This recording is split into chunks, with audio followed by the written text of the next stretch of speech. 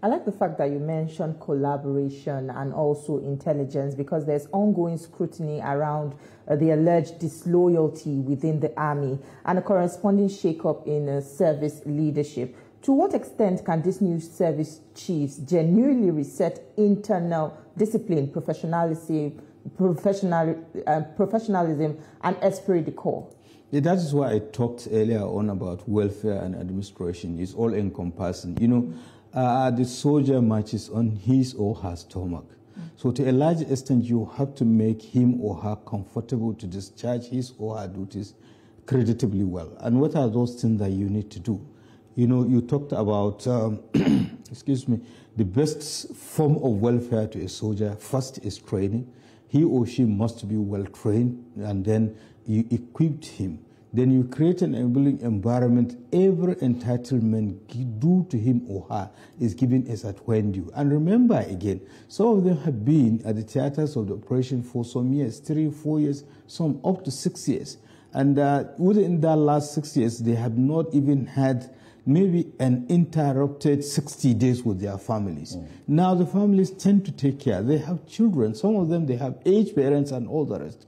So to what extent are the remunerations, but most importantly, what are those infrastructures that are available within the barrack community for those families to be able to fund the educational system, you know, the other things, as it were. And you remember, even accommodation is a problem, right? Even in Abuja and elsewhere too. So these are the issues that you really have to create an enabling environment. I know that the money is not there, and I'm so glad all the 4 of them, they all talked about the National Assembly. And I overheard one of the members of the National Assembly was saying that any time the military look for you know, funds, they have always been given. And I like what the Chief of Air Staff said: the security does not come cheap.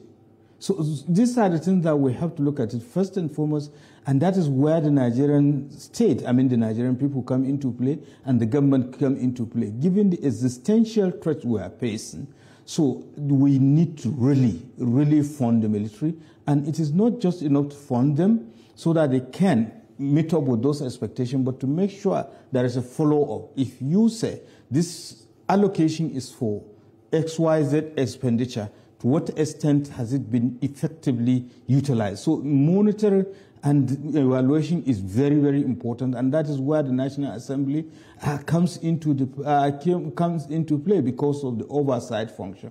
But most importantly is the fact that when you are dealing with security challenges of this nature, you have to understand that it is both issue of you know, kinetic and non-kinetic. The military or the security agencies use coercion and all the rest of them. But what are other things? Because some of the security challenges, you cannot use the military to address the root causes. So at the same time, so much as the military are doing that, the other components of Nigerian society, particularly the government, to see how best they can mitigate to further complement the military efforts.